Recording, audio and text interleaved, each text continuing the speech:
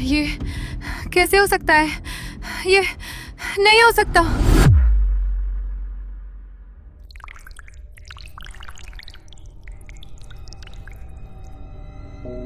Hello दोस्तों, आप सभी का स्वागत है मेरे एक और ट्रू हॉरर पॉडकास्ट में। मेरा नाम है राजेश और आज हमारे साथ हैं रिया। हेलो, मेरा नाम है रिया और आज जो स्टोरी मैं आप लोगों को सुनाने वाली हूँ वो मेरे साथ 2018 में घटी थी। तो शुरू करते हैं। हाँ रिया जी, शुरू कीजिए। मैं एक स्टोरी राइटर हूँ, लेकिन कुछ दिनों से मुझे शहर का वो शोर, वो आवाज बिल्कुल भी अच्छा नहीं लग रहा था। इसी वजह से मैं कुछ लिख भी नहीं पा रही थी। ऊपर से पब्लिशर के मैसेज भी आ रहे थे। मैं अपने रूम में अकेली बैठी हुई थी लैपटॉप के सामने। तभी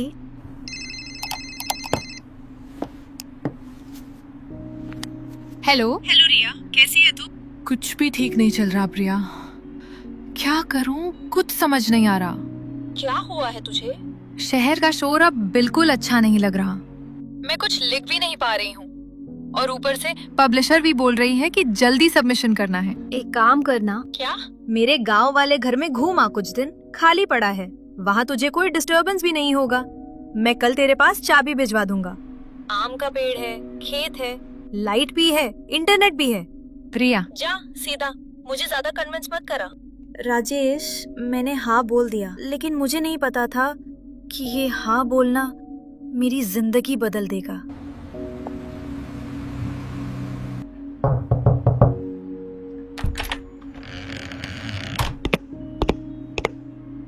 मैम, ये चाबी भेजी है प्रिया मैडम ने।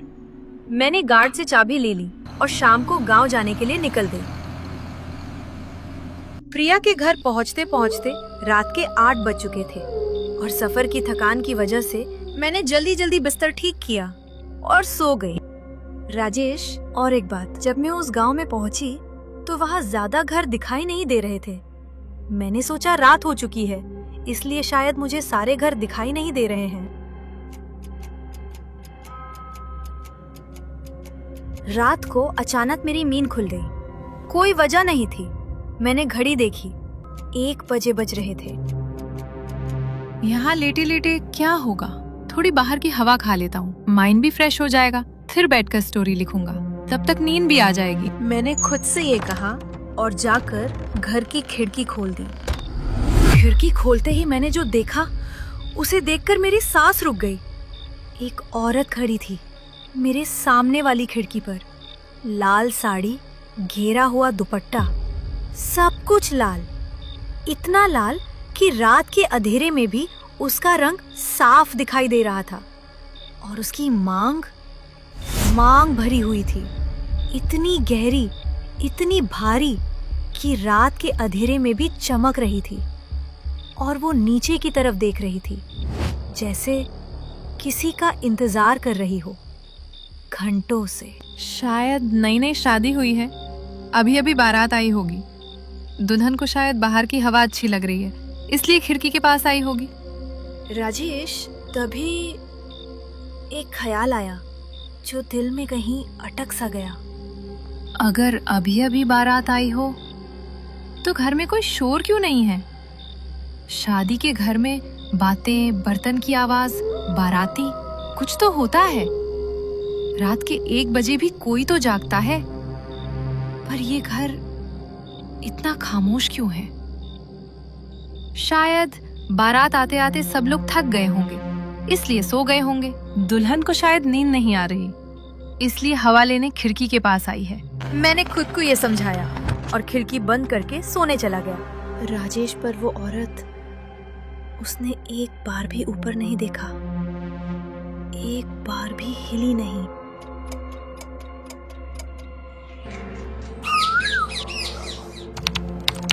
अगले दिन मैं लगातार लिखती ही रही। कब शाम हुई और कब रात ने पूरे घर को अपनी खामोशी में लपेट लिया, मुझे पता ही नहीं चला। तभी एक हल्की सी आवाज सुनाई दी खिड़की की तरफ से।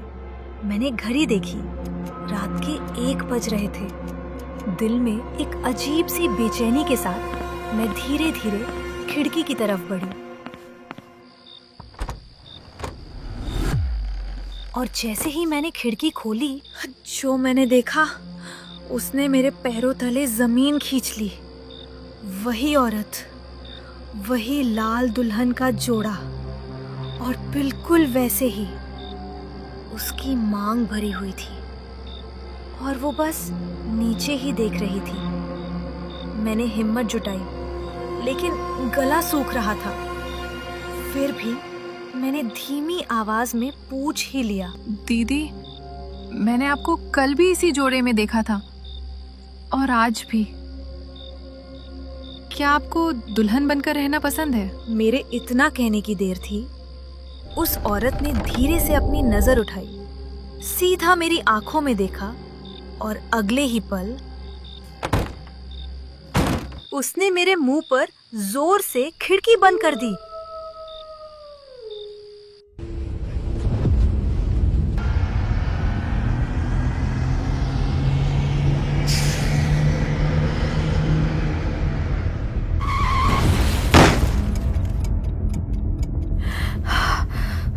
ये कैसे हो सकता है? ये नहीं हो सकता। राजेश, उस रात मैंने जो सपना देखा उससे मेरी सांसें ही थम गई। वही औरत जो पिछले 2 दिन से मेरी सामने वाली खिड़की पर चुपचाप खड़ी रहती थी, उसकी बस का एक्सीडेंट हुआ था। अगली रात मैं पहले से ही खिड़की के पास खड़ी थी। सामने वाला घर पूरी तरह से खामोशी में डूबा हुआ था, जैसे वहां कभी कोई रहता ही ना हो। मेरे दिमाग में बस उस रात का सपना घूम रहा था, वही एक्सीडेंट, वही चेहरा। तभी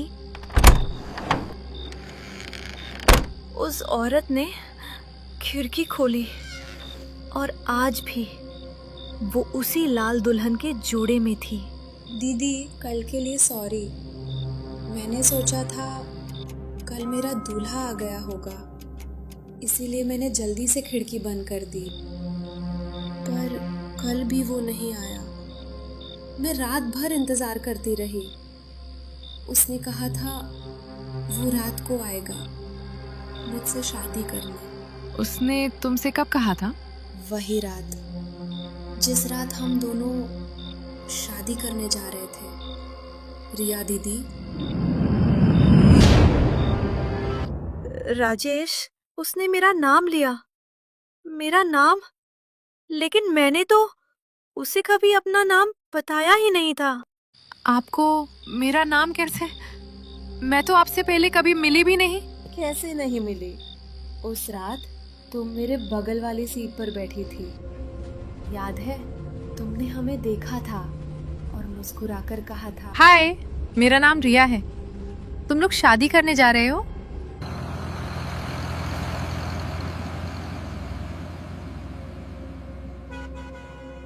हाँ दीदी, आज हमारी शादी थी।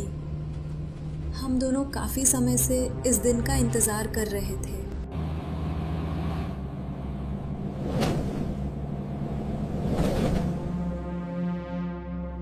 वाह, कंग्रेट्स! तुम दोनों बहुत क्यूट लग रहे हो। वैसे तुम्हारा नाम क्या है? उस रात उस बस एक्सीडेंट में रिया की मौत हो गई थी। तुम कौन हो? डरो मत, मैं रिया का भूत नहीं हूँ। मैं तो प्रिया हूँ, रिया की दोस्त। ओह, मैं तो डर ही गया था। मैंने सोचा मैं किसी भूत के साथ पॉडकास्ट कर रहा हूँ। रिया मेरी दोस्त थी कॉलेज से। वो हमेशा कहती थी, प्रिया, देखना, मैं एक दिन ऐसी स्टोरी लिखूंगी जिसे लोग सिर्फ सुनेंगे नहीं, महसूस भी करेंगे। पर मुझे नहीं पता था कि उसकी आखिरी कहानी उसकी अपनी जिंदगी बन जाएगी। और जब मैं रिया के फ्यूनरल में गई थी, तब मुझे उसके लैपटॉप पर एक स्टोरी मिली थी। और सबसे डरावनी बात, उस एक्सीडेंट में सिर्फ रिया ही नहीं, एक दूल्हा और एक दुल्हन की लाश भी मिली थी। मैं आज भी सोचता हूँ, अगर मैंने उसे उस घर जाने के लिए मजबूर न किया होता तो शायद वो आज जिंदा होती। तो दोस्तों, यही थी रिया की कहानी। दोस्तों, हमें एक वीडियो बनाने में बहुत मेहनत लगती है, तो अगर आपको हमारी वीडियो पसंद आई है तो वीडियो को जरूर लाइक करना और एक प्यारा सा कमेंट भी जरूर करना। इससे हमें बहुत मोटिवेशन मिलता है।